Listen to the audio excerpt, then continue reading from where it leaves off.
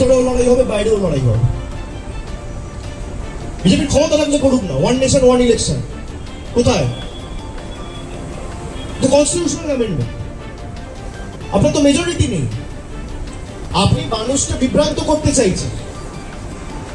আপনি একদিকে ইলেকশন কমিশনকে লাগাচ্ছেন, আর একদিকে এনফোর্সমেন্ট ডাইরেক্টরেটকে লাগাচ্ছেন। ই স্কোয়ার। একটা ই হচ্ছে ইলেকশন কমিশন, আর একটা ই হচ্ছে এনফোর্সমেন্ট ডিরেক্টরেট। একটা ইডিকে লাগিয়ে আপনি বিরোধী নেতাদের স্তব্ধ করতে চাইছেন, বিরোধী শূন্য করতে চাইছেন। আর একটা ইকে লাগিয়ে আপনি ভারতবর্ষের নাগরিকদের অধিকার ছিনিয়ে নিতে চাইছেন। আর যেই আপনি এসআইআর করতে ব্যর্থ হয়েছে, ঠিক সেই সময় দৃষ্টি ঘটানোর জন্য হঠাৎ 10 ঘন্টার নোটিশে কনস্টিটিউশনাল অ্যামেন্ডমেন্ট নিয়ে এসছে। বিজেপির ক্ষমতা থাকলে পাস করুক না, আমি তো বাংলার মাটি থেকে চ্যালেঞ্জ করে বলছি। এদের ক্ষমতা নেই। বিজেপিতে যারা গেছে তাদের বিরুদ্ধে কোনো তদন্ত হয় না কেন? যাদের বিরুদ্ধে হাজার হাজার কোটি টাকার অভিযোগ, যাদেরকে টিভির পর্দায় টাকা নিতে দেখা গিয়েছে অন ক্যামেরা, তাদেরকে হাইকোর্ট প্রোটেকশন দিয়ে রেখেছে। কার কথায়? কি কুইট প্রো কুয়ো হয়েছে আমি তো জানতে চাই। তারা পুলিশকে মহিলাদের যে ভাষায় যে কটূক্তি করছে, কার্যত যে ভাষায় আক্রমণ করছে, তারপরে হাইকোর্ট নীরব কেন? ডিলটা কি?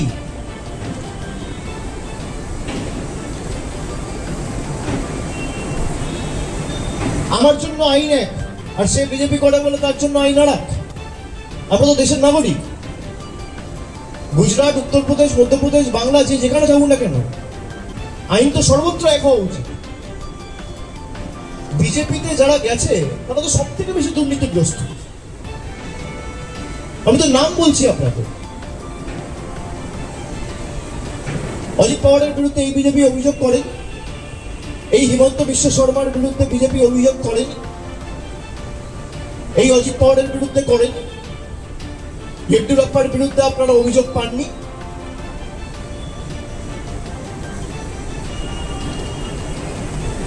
কোথায় তদন্ত হয়েছে এদের বিরুদ্ধে? আর যারা এদের কাছে বশ্যতা স্বীকার করেননি তাদেরকে শিক্ষা দিতে, তাদেরকে ধমকাতে, চমকাতে, আক্রমণ করতে ইডিসিবিআই লাগানো হচ্ছে। আমরা তো ইডিসিবিআই লড়েছি, আমার বিরুদ্ধে তো 6 বছর থেকে লড়ছে। তো আমার বিরুদ্ধে 6 বছর থেকে লড়ে তো একটা কেসে কোনো কিছু কেস ডায়েরি কোর্ট বারবার চাওয়ার পরে জমা দিতে পারেন, ক্ষমা চাইবে? 30 দিন যদি কেউ হেফাজতে থাকে তাকে পদত্যাগ করতে হবে। আরে সেটা কোর্ট ঠিক করবে, আপনি কি? ভারতবর্ষে বিচার ব্যবস্থা নেই? আমি গিলটি না আমি ইনোসেন্ট, এটা কোর্ট উইল ডিসাইড। আইন আইনের মতো চলবে। আপনি আইনের ক্ষেত্রে হস্তক্ষেপ করছেন, আপনি কোর্টকে বুড়ো আঙুল দেখাচ্ছেন।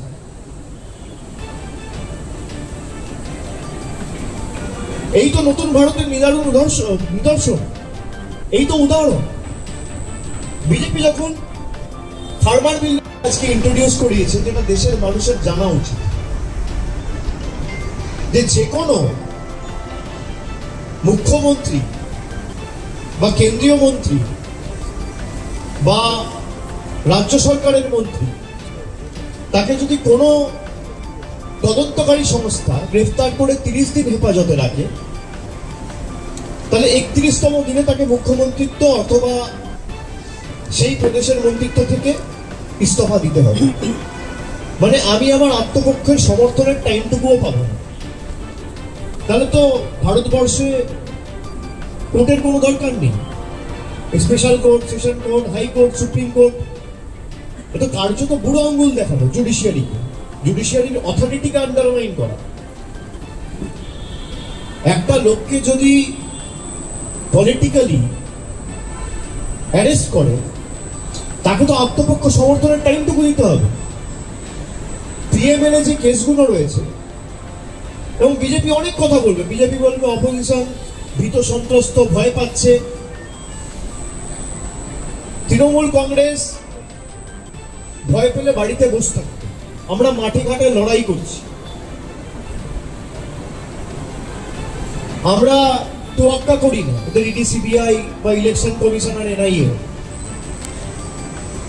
আমরা মানুষের দাবি নিয়ে লড়তে জানি। মমতা বন্দ্যোপাধ্যায়ের আন্দোলন সংগ্রামের ইতিহাস নতুন করে মানুষকে মনে করানোর দরকার নেই, সেটা তৃণমূল কংগ্রেসের রন্ধে রন্ধে রয়েছে।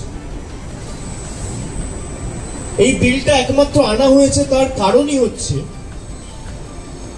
বিরোধী যে রাজনৈতিক দল, সে রাজনৈতিক দলগুলো এবং তাদের যে নেতা কর্মী সমর্থক, মানুষের হয়ে যারা প্রশ্ন করছে, তাদেরকে কি করে শেষ করে দেওয়া যায়, পলিটিক্যালি তাদেরকে অ্যারেস্ট করে জেলে ঢোকানো যায়। এবং এমন তো ভুরি ভুরি উদাহরণ রয়েছে।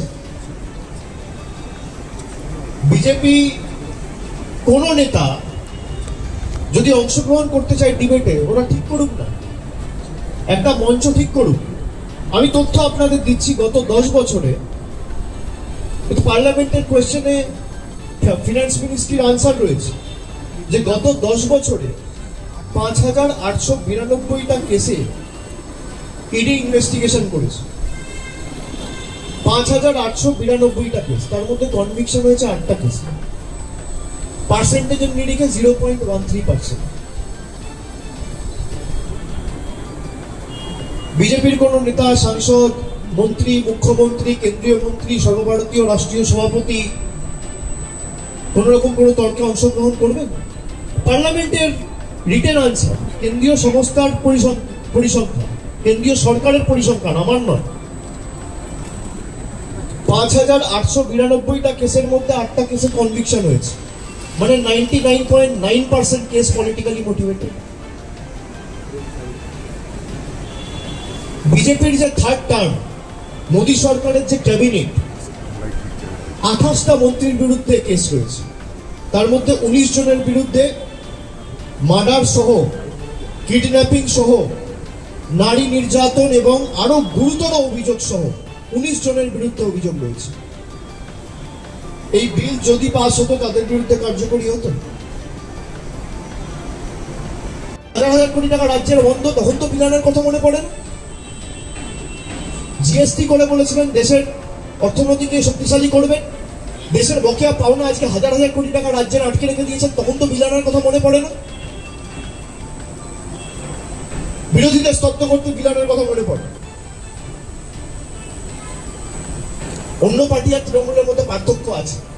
তৃণমূলের আজকে ওই 28 জন সাংসদ, বসিরহাটে আমাদের সাংসদ নেই, বসিরহাটে হাজি নুরুল প্রয়াত হয়েছে, ভয় ইলেকশনটাও করাতে পারে না, গোয়ারা হারবে বলে। মানুষকে ফেস করে না তো ভয় কেন? আমরা তো বলছি আপনারা এসআইআর করান না, কাশ্মীর থেকে কন্যাকুমারী এসআইআর করান, সরকারকে বলুন আগে ইস্তফা দিতে।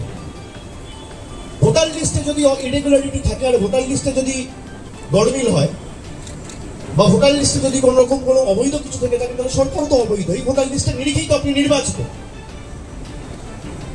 ভোটার লিস্ট অবৈধ না, আপনি অবৈধ।